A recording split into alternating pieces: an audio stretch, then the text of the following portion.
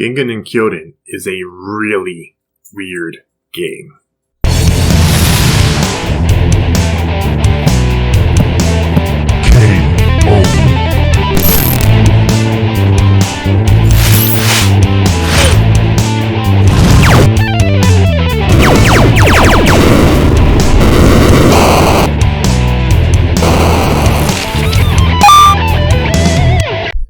When I started really getting into MAME, I dug really deep into the collection of available games and found quite a few gems.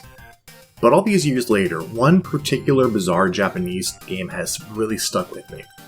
There's definitely no shortage of strange Japanese games out there, and don't worry, I plan on covering several of them, but Ginga Ninkyouden is, in particular, a memorable experience for a number of reasons.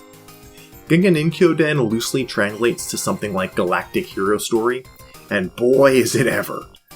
It follows the story of a hero whose girlfriend has been kidnapped by some kind of crazy alien, and he fights through 8 levels of absolute madness to get her back. Galactic Hero Story is a mashup of various tropes from both Japanese and Western popular culture. Popular characters, motifs, archetypes, and cliches are all tossed in a blender and mixed into a slurry, then spread out on the unique and batshit insane canvas of this world. Before we dive in, please take a moment to like, subscribe, and comment to see more of my videos in your feed.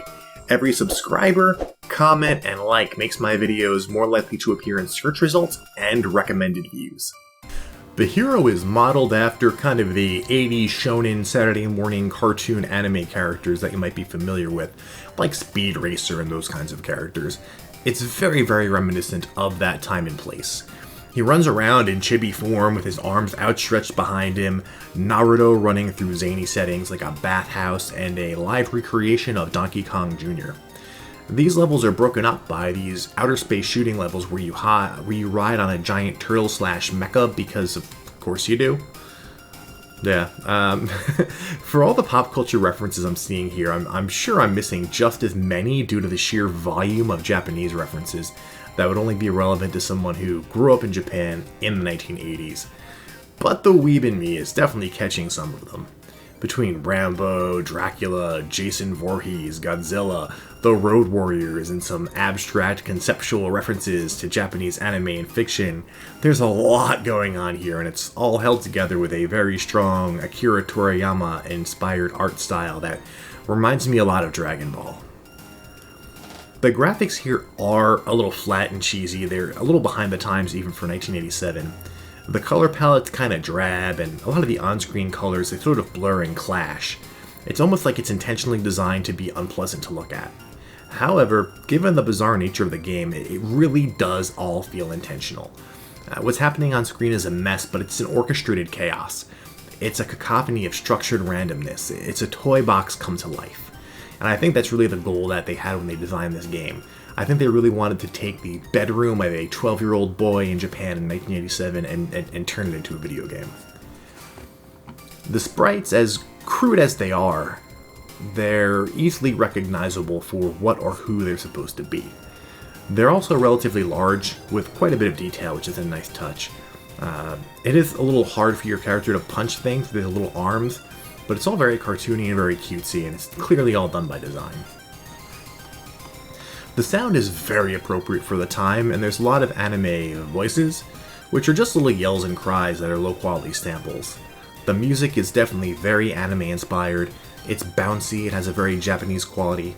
The main theme has a strong Saturday morning vibe, and the instrumentation is intentionally high-pitched and tinny with a lot of bell sounds and kind of shuffling, pulsing rhythms that push on a sense of adventure and action.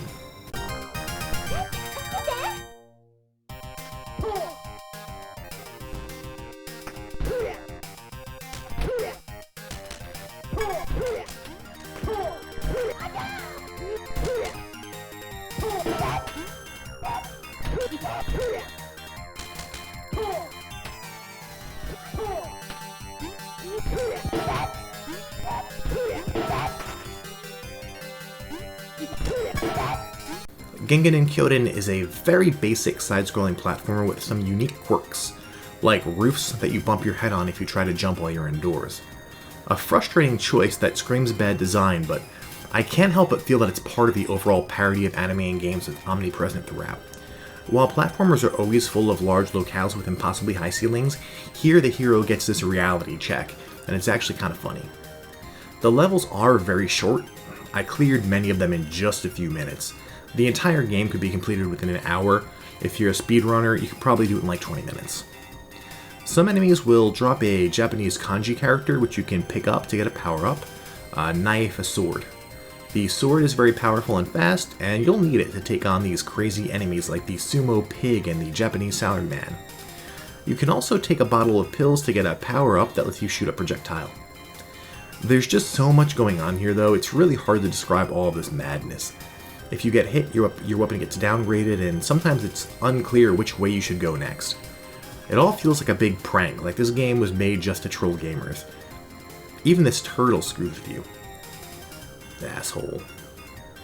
And sometimes between levels, it flashes a piece of the attract mode or the Jalico logo to make you think the cabinet has rebooted or something. Alternating levels turn into a shoot 'em up, but it's not a very good one. If you're lucky enough to reach the end, you can defeat a boss and watch your hero celebrate victory with effeminate costumes. Very tongue-in-cheek humor, I think trying to satirize Japanese popular culture. I want to say this is some kind of commentary on the hypermasculinity of action heroes, but then I remember that Japan has also given us no shortage of Bishonen heroes, so maybe it's just really offbeat 1980s Japanese humor. You know, haha, he looks like a girl! You know, I mean, and there's a lot of juvenile humor here. There's a lot of, you know, haha, boobs kind of stuff. The real charm of Ginga Ninkyouden, though, is in the variety of weird and wacky enemies. This includes a man who spits beer bottles at you, a robot that bleeds from its nose when you hit it, a guy who looks like Dr. Demento, mecha, kaiju, just everything in between, whether it's Japanese or Western, nothing is safe from Ginga Ninkyouden. The game is also unrelentingly and unapologetically hard. As short as the levels are, you're going to be dying a lot. It is an arcade game though, so it's all about taking your money. Luckily, I have MAME, which means I have dip switches, which means I win. The dip switches available for this game are credits per coin, infinite lives, free play, invulnerability, the number of lives, the cabinet type, 2 unknown switches, flip screen, and freeze. I'm not sure what freeze does, and when I did flip screen, nothing happened, and when I turned on cabinet type, it didn't change, so. This game was released in 1987 by Jalico. I'm not really sure how. The game is like a joke that someone came up with and they ran with. In fact, I'm gonna go ahead and assume that that's exactly what happened. In a Jalico meeting, you know, they were having lunch, guy number 1 turns and says, "You know, it'd be really funny. What if we made a game where every time you jump, you hit your head? You can jump really high, but there are low ceilings everywhere, you hit your head all the time." You know, that's a fantastic idea. And how about all the enemies can just be like random stuff that I found on the floor in my living room after my son was playing? That's a great idea.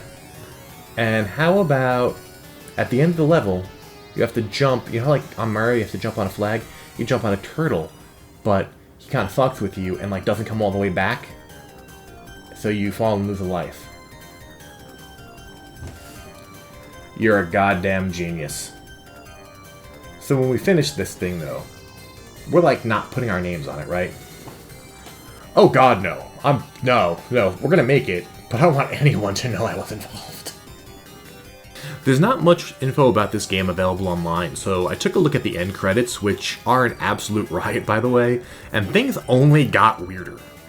Most of the names given are pseudonyms, many of which I believe are meant to be jokes, like Otaku Harada, with the word otaku being a derisive Japanese word for somebody who is obsessed with anime and video games to the exclusion of all else.